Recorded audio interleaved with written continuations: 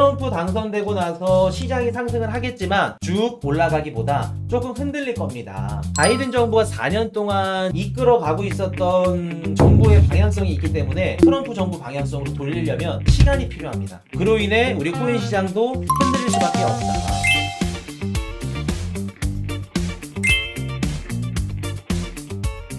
미국 10월달 소매 판매 전월 대비 0.4% 상승. 미국의 10월달 소매 판매 지표 나왔고 우리 하우스 예상대로 좋게 나왔습니다. 예상치가 마이너스 0.1로 봤는데 실제로 좋게 나왔죠.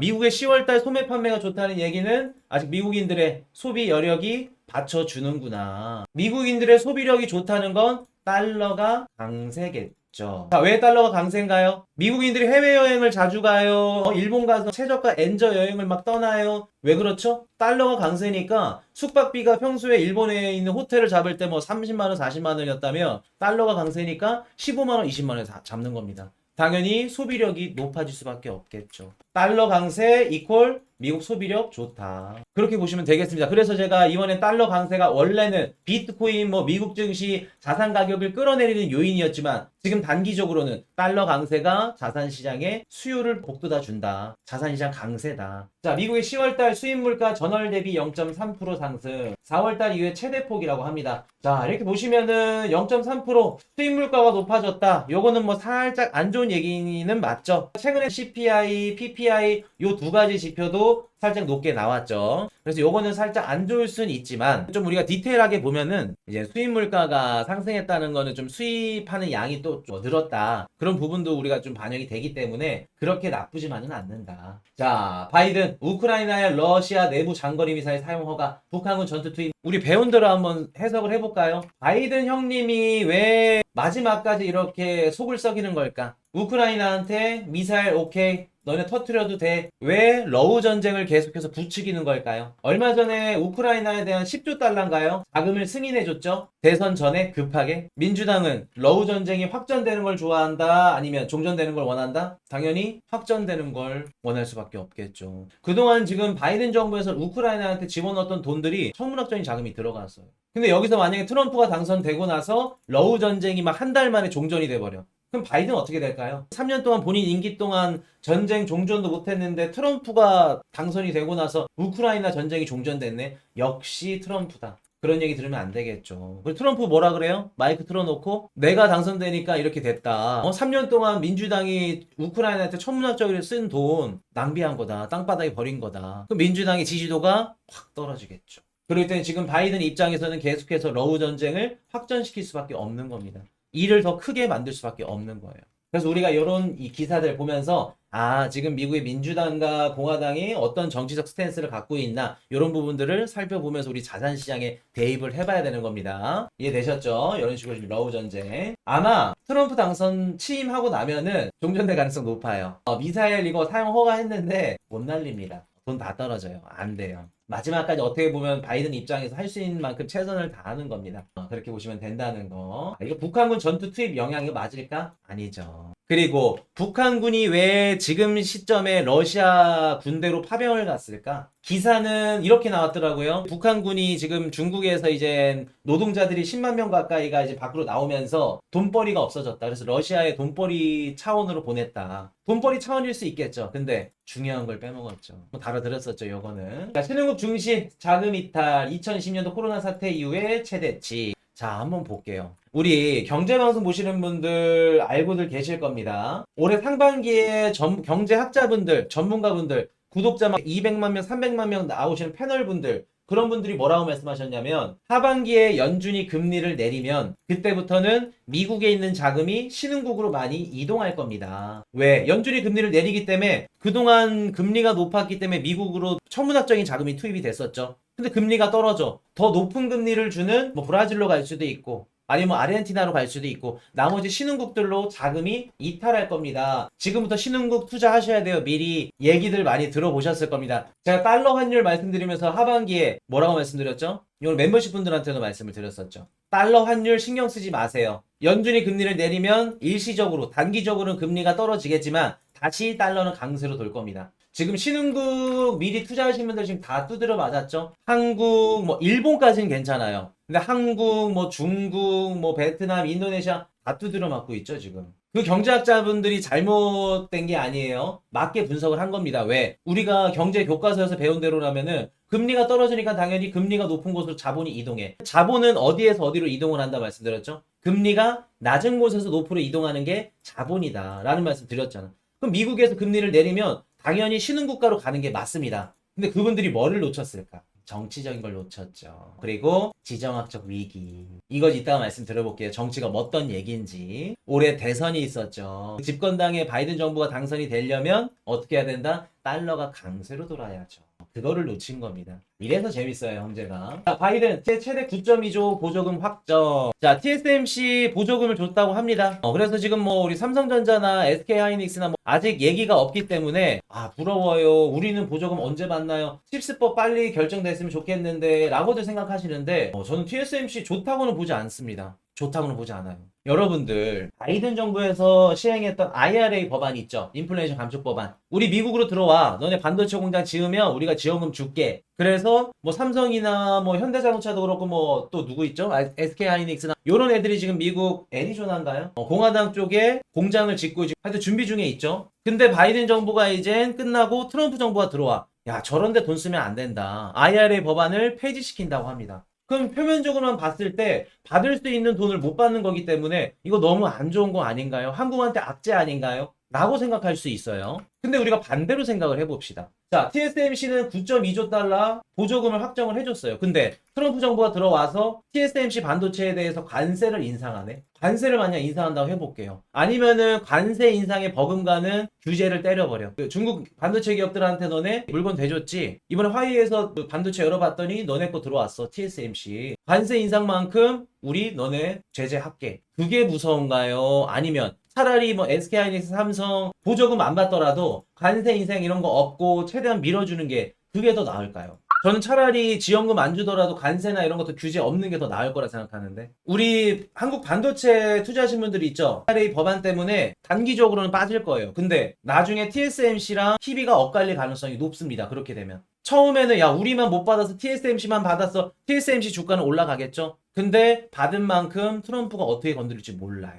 그래서 우리가 그냥 주구장창 IRA 법안 이거 폐지되면 우리한테 무조건 안 좋은 거다. 물론 표면적으로 봤을 때 안 좋을 수도 있죠. 근데 더 지켜보셔야 된다. 세부적으로 관세를 올리던 관세 인상에 버금가는 규제 정책을 펼치던 요거를 우리가 보고 그때 가서 확인해도 늦지 않는다. 자, 글로벌 1위 금강기업 뉴먼트 주가 왜 폭락하나. 최근에 금 가격이 미친 듯이 상승하다가 연일 내리꽂기 시작을 했습니다. 제가 12월 초중순에 우리 이제 멤버십 방송에서 1차 엑시트 시점에 대해서 좀 말씀을 드리려고 합니다. 12월 초중순쯤에. 그때 제가 금 가격도 앞으로 향방에 대해서 한번 말씀을 드릴게요. 제가 금 가격 괜찮다고 말씀드렸었죠? 내년도까지는 살짝 뷰가 바뀌었습니다. 금 가격은 제가 다시 한번 말씀을 드리는 걸로 하고 지금 트럼프 정부가 이제 들어서기 직전인데도 금 가격이 살짝 빠지기 시작을 했어요. 금 가격이 살짝 빠지면서 1등 금강 기업들 주가가 폭락을 하고 있는데 일단은 금은 좀 지켜보셔야 된다. 금 시세 추이, 금 가격 추이는 조금 더 우리가 지켜보자. 라는 말씀. 자, 보조금 끊었다고 갑자기 돌변한 중국 하루 만에 가격 껑충. 자, 중국 정부가 평소에 알루미늄과 구리 이런 데 세금 환급 그 제도가 있었는데 이거를 폐지했다고 합니다. 어떤 생각 드세요? 갑자기 폐지를 했대. 정부에서 보조금 주는 거를. 미국 주식 투자하신 분들 알루미늄 회사 오늘 주가 많이 올랐죠? 얘네 때문에 그럽니다. 저는 요거 기사 보고 중국 정부가 보조금을 갑자기 중단해? 얘네들이 무조건 원자재나 이런 것들을 가져가려고 광물, 원자재 무조건 가져가려고 혈안인데 보조금을 줄였다? 돈이 없는 것 같은데 얼마나 쓸 게 힘드는 중국이 많이 어려운가 봅니다. 그렇죠. 많이 힘들지 않을까 라는 생각을 조심스럽게 한번 해봅니다. 자, 미국 국채금리 연일기자 대선 랠리 주춤. 자, 지금 우리 비트코인도 그렇고 미국 증시가 좀 주춤하는 이유 중에 한 가지가 뭐냐면 10년물 국채금리가 다시 4.5까지 올라갔어요. 지금 9월 19일 날 잭슨 미팅 때 50bp 금리를 내렸죠, 연준이. 그때 3.7이었습니다. 그 이후로 미국 대선 뭐 이후까지 9, 10, 11 두 달 만에 4.5까지 다시 재반등했어요. 달러 인덱스도 지금 한 104, 105 되나요? 달러가 강세로 돌아섰습니다. 10년물 국채금리가 왜 이렇게 뛸까요? 인플레이션이 상승할 수도 있다라는 좀 두려움이 있지 않을까요? 우리 하우스가 25년도 위험할 수도 있다고 예상했던 두 개 중에 한 개, 인플레이션. 그것 때문에 지금 시장에서는 채권 금리가 쭉 올라가고 있습니다. 당연히 첫째형 채권 시장이 흔들리니까 당연히 주식, 비트코인도 움츠하죠. 주춤할 수밖에 없겠죠. 채권 시장이 지금 금리가 튀기 시작을 했다. 자, 오바마의 현인 버핏, 애플 팔고 피자, 수영장 사들였다. 그래서 우리 멤버십분들 중에 이렇게 질문을 하시는데 피자 사도 되나요? 얘기를 하시더라고요. 그래서 아니 워렌 버핏이 뭐 도미노 피자를 담았어요 얘기를 하시면 되는데 다짜고짜 피자 사도 되나요? 그러길래 뭐 어떻게 대답을 해야 돼 생각이 들더라고요. 저는 개인적으로 피자를 별로 안 좋아합니다. 치킨을 좋아해요. 그래서 저는 피자를 싫어합니다 라고 얘기를 해야 되나 좀 생각이 많아졌어요. 워렌 버핏 형님이 피자랑 도미노 피자 수영장 서비스 그 풀코퍼레이션이라고 얘네들 걸 사드렸다고 합니다. 뭐 피자를 샀다는 건 이거죠. 레스토랑이나 이런 외식 프랜차이즈 얘네들 주가는 좀 많이 떨어질 거다 라고 보는 겁니다.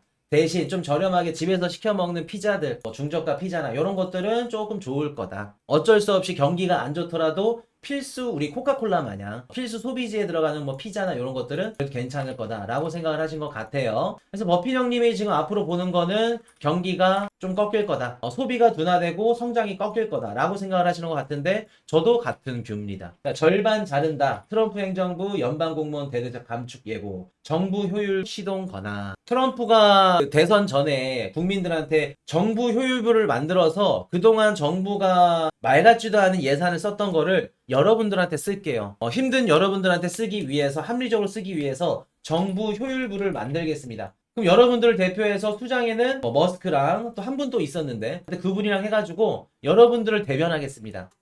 라는 얘기를 했죠. 저는 근데 이걸 미국 국민들한테 사용이 안 될 것 같은데요. 개인적으로 머스크가 움직이는 정부 효율부가 어떤 역할을 할 거냐면 미국 정부가 해주지 못하는 얘기들, 역할, 중간에 가교 역할을 얘네들이 할 가능성이 높아요. 미국과 중국이 막 신명나게 싸워. 야, 관세 60% 올릴 거고 너네 수출 수입하지 마. 그럼 뒤에 가서 우리 테슬라 CEO 머스크입니다. 중국 시진핑 아래 한 2인자 3인자랑 만나겠죠? 슥 가가지고 우리 관세는 60% 올렸지만 배터리도 좀 팔아야 되고 자율주행 좀 해야 되지 않겠습니까? 너네들에게 찍어내는 거 수출해야지 우리가 좀 사줄 건데 한번 해보겠습니까? 미국 정부가 대신하지 못할 얘기들을 기업의 입장에서 정부 효율부가 중국으로 슥 들어가겠죠. 어떻게 보면은 좀 중간에서 미국과 중국의 싸움을 중재시키는 가교 역할을 할 가능성이 높다. 이해되셨나요? 어떤 역할을 할 가능성이 높은지. 미국 국민들을 뭐 잘 먹고 잘 살게 해주는 그거 아닙니다. 대변해주는 거 아니에요. 정부가 못하는 얘기를 뒤에서 호박씩 깔려고 만든 부서가 정부 효율부입니다. 그리고 두 번째, 이거는 조금 상상의 나래가 들어간 건데 얘네가 25년도 이후부터 코인을 발행할 수 있습니다. 얘네들이 민간 기업들과 서로 협업을 통해서 코인을 발행하고 그 코인을 통해서 자금을 조달할 겁니다. 그 자금으로 산업시설을 돌릴 거예요.